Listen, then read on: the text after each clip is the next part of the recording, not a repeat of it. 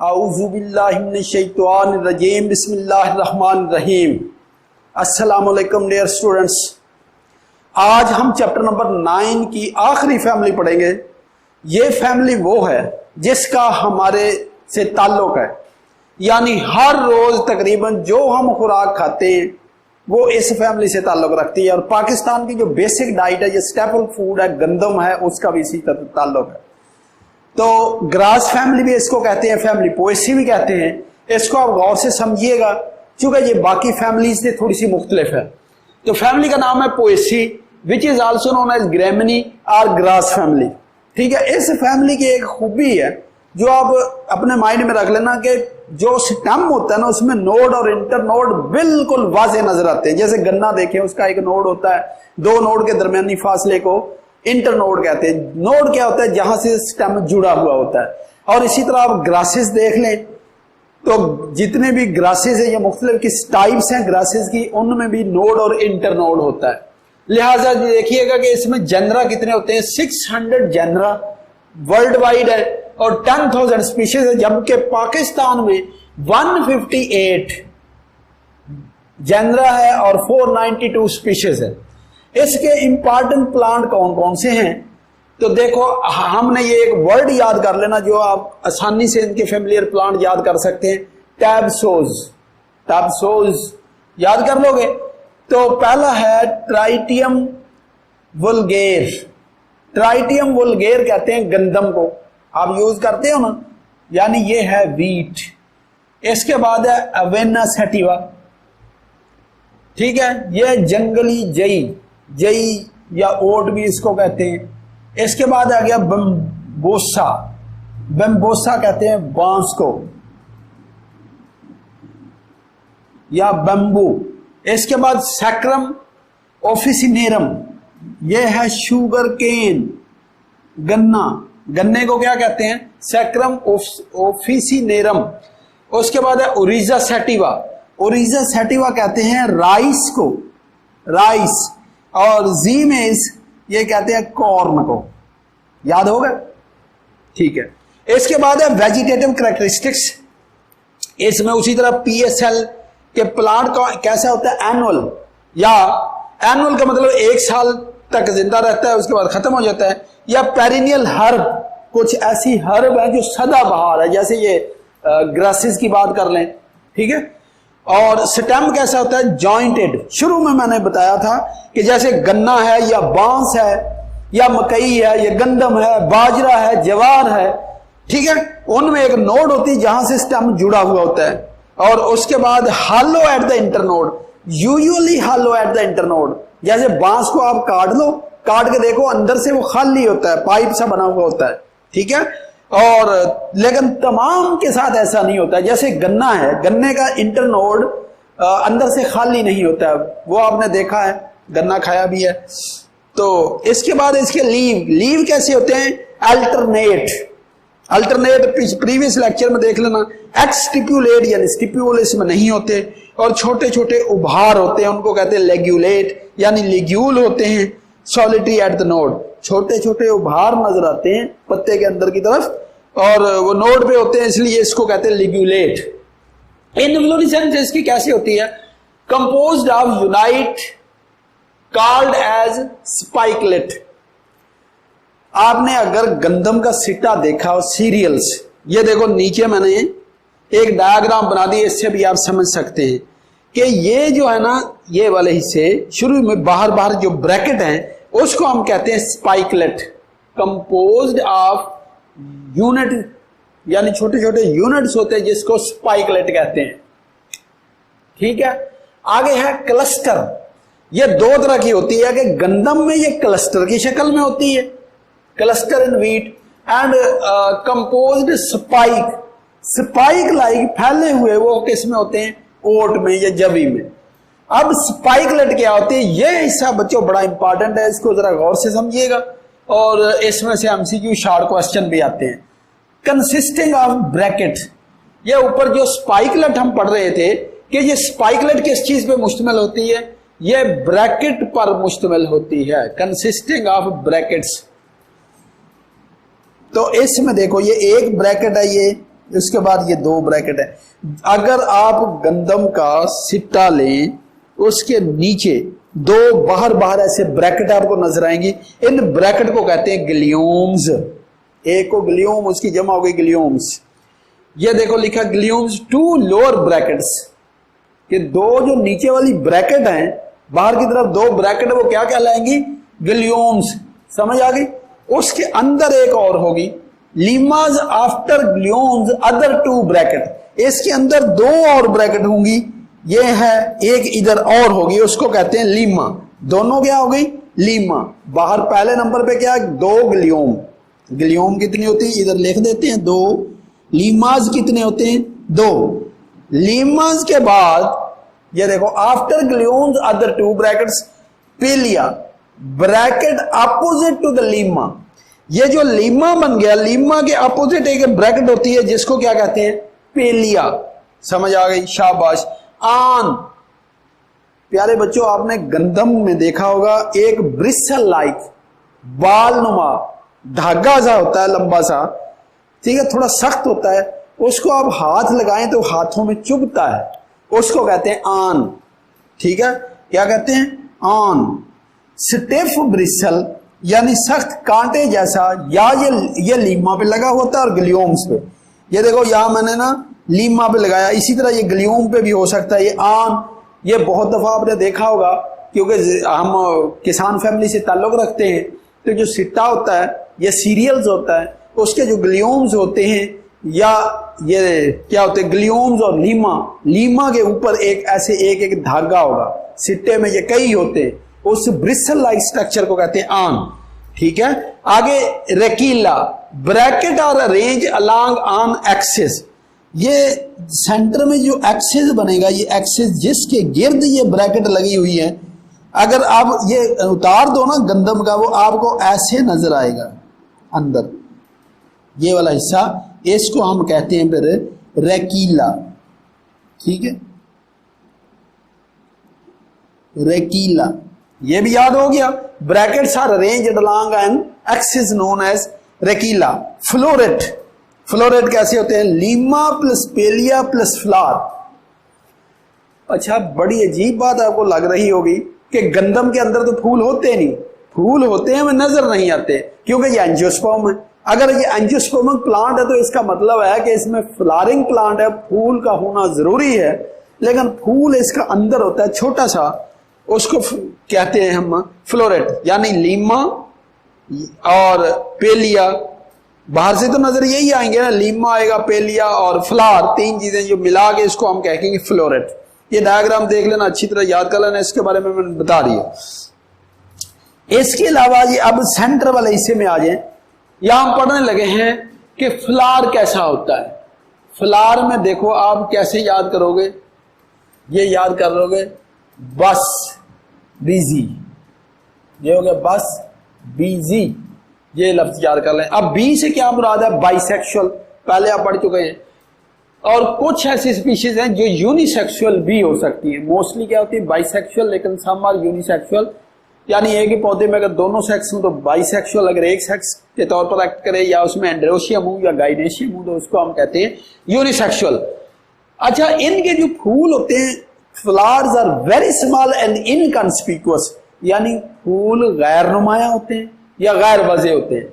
Sessile, sessile का मतलब होता है अटैच होते हैं, जो मुतहर्रिक नहीं होते, यानी इनके साथ वो पेडिसल लगी हुई नहीं होती, इसलिए इनको सिसाइल कहते हैं। ब्रैकेटिएट, इनमें ब्रैकेट होती है।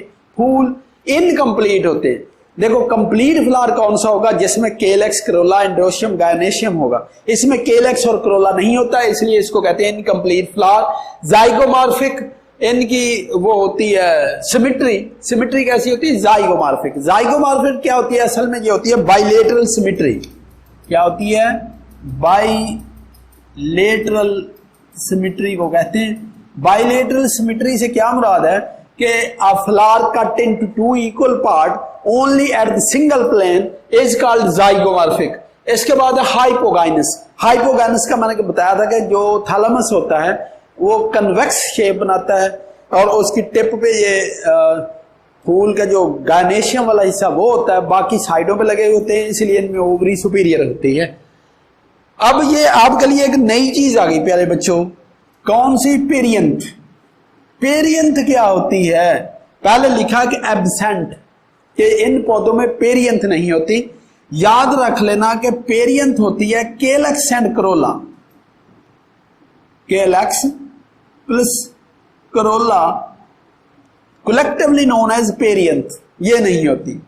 या लोडिक्यूल, 2 रेयरली आर 3 स्केल्स, यानी 2 या 3 स्केल्स मौजूद होंगे जिनको कहते हैं लोडिक्यूल। इसमें मैंने बनाया ये सेंटर वाला हिस्सा था लोडिक्यूल, ये वाला यहां लिख देता हूं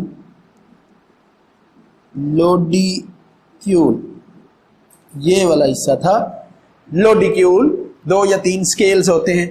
अब इनमें एंड्रोशियम स्टेमन होते हैं 1 से लेकर 6 तक, 1 to 6। यूजुअली कितने होते हैं? 3, यूजुअली 3।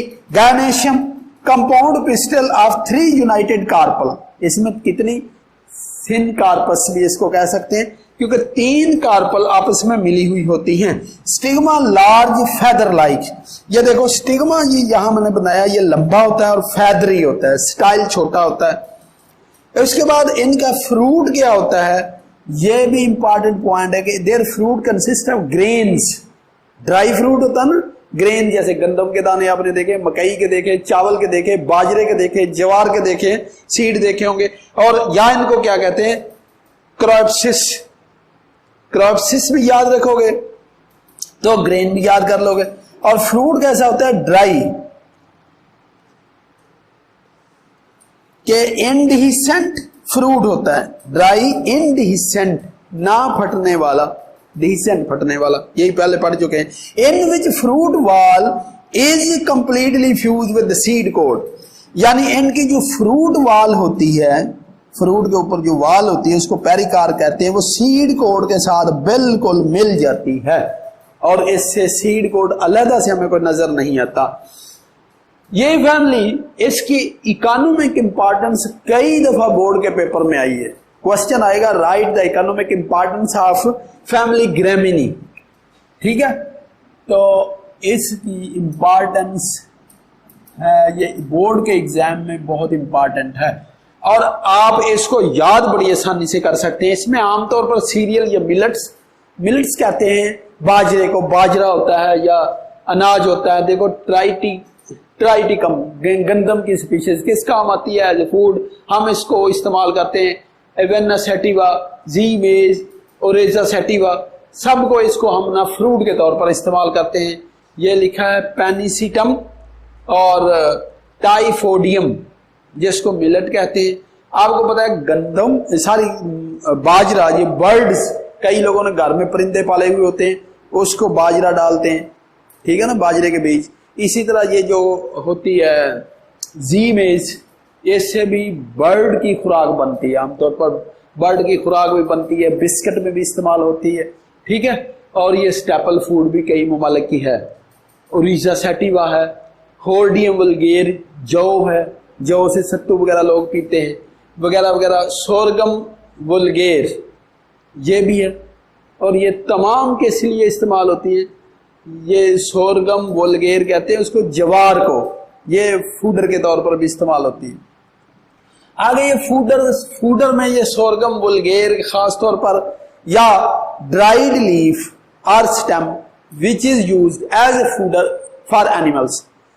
तो बच्चों, इनके जो पत्ते होते हैं ना, वो तने के साथ ऊपर तक होते हैं और लंबे लीफ होते हैं। जैसे आपने गन्ने में देखा होगा, गन्ने में या गंदम में, अब गंदम का जो तना है वो पौधों की खुराक के तौर पर भी इस्तेमाल सारी एनिमल उसको फूड के तौर पर इस्तेमाल करते हैं, यानी एज ए फूडर यूज होती है या फोरेज कह सकते हैं। और इसी तरह इनके पत्ते और तने दोनों फूड के तौर पर इस्तेमाल होते हैं एनिमल्स के लिए। शुगर इनसे ऑब्टेन होती है, sugar which is obtained from the sacrum officinarum, गन्ने से शुगर हासिल होती है। ऑर्नामेंटल प्लांट कुछ ऐसे पौधे होते हैं जो खूबसूरती के लिए उगाए जाते हैं।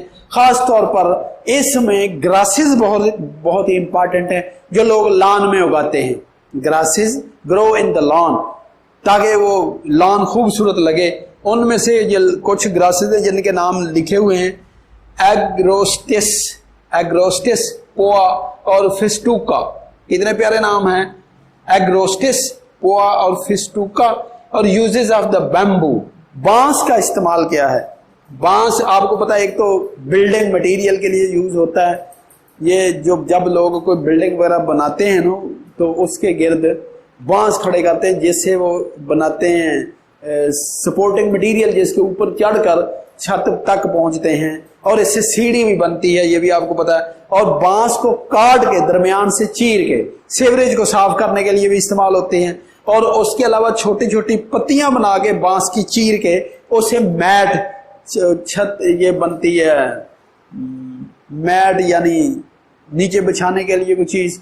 और उसके बाद हैट बनते हैं, हैट के अलावा फैन बनते हैं, बहुत सी चीजें। इसी तरह बांस काट के वो बनाई जाती, झोंपड़ियां बनाई जाती। ठीक है, कुछ पॉइंट यहां मैंने लिखे, यूज बिल्डिंग मटेरियल के लिए।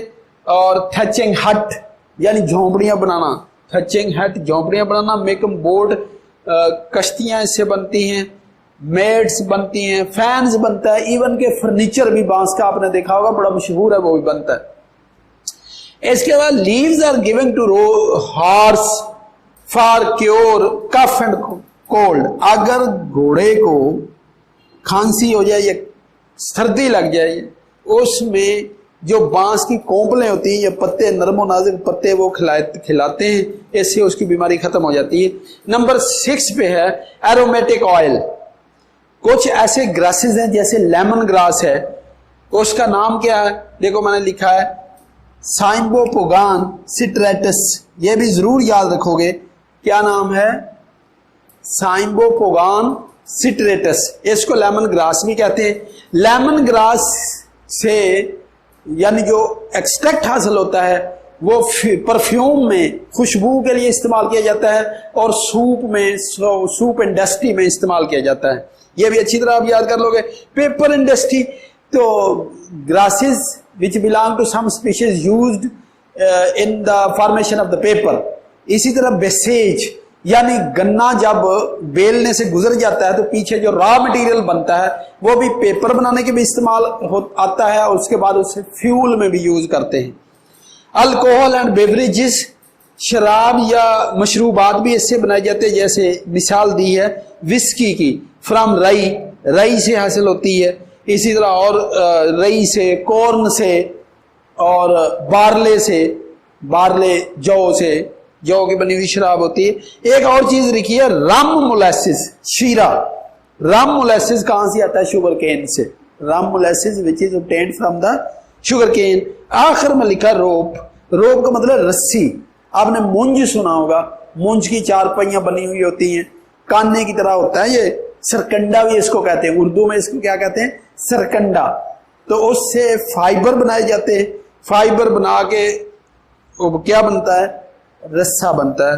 तो आप लिखोगे rope which is formed from the Saccharum munja, मुंज, सरकंडा उसको कहते हैं। तो ये इसकी इकोनॉमिक इंपॉर्टेंस जरूर याद कीजिएगा और सोचिएगा कि प्यारे रब ने हमारे लिए कितनी चीजें बनाई हैं और इंसान फिर भी नाशुक्रा है। हमें अल्लाह ताला का शुक्र अदा करना चाहिए कि उन्होंने इतनी बेहतरीन नेमतें हमें दी हैं, और हमें रसूल पाक सल्लल्लाहु अलैहि वसल्लम की सच्ची पैरवी करनी चाहिए और तमाम सहाबा इकराम की इज्जत करनी चाहिए, क्योंकि सहाबा इकराम दुनिया में नबी के बाद सबसे अजीम हस्तियां होती हैं और जिनकी तरबियत खुद रसूल पाक सल्लल्लाहु अलैहि वसल्लम ने की हुई होती है। तारीख में बच्चों कई बातें सही होती हैं, कई गलत होती हैं। तो आप बराए मेहरबानी कुरान मजीद पढ़ें, अहादीस पढ़ें और किसी भी सहाबी रसूल के बारे में गलत अकीदा न रखें, क्योंकि उनको तो जो मकाम मिलना था मिल गया। हो सकता है कि हमारी कोई बात उनके बारे में की हुई हमारे अकायद को, हमारी तमाम चीजों को बर्बाद कर दे। और तमाम सहाबा इकराम काबिल रिस्पेक्ट हैं और अल्लाह के नबी के बाद उनका मकाम है, और उनकी नीयत पर, उनके इस्लाम पर, उनके किरदार पर कभी शक नहीं करना चाहिए, क्योंकि वो अंबिया इकराम यानी सारी रसूल पाक सल्लल्लाहु अलैहि वसल्लम ने उनकी तरबियत की है, इसलिए उनकी हमेशा रिस्पेक्ट करनी चाहिए। और जो उनकी पैरवी करेगा, रसूल पाक सल्लल्लाहु अलैहि वसल्लम ने फरमाया मेरे सहाबा सितारों के मानद है, जिसकी पैरवी करोगे फलाह पाओगे।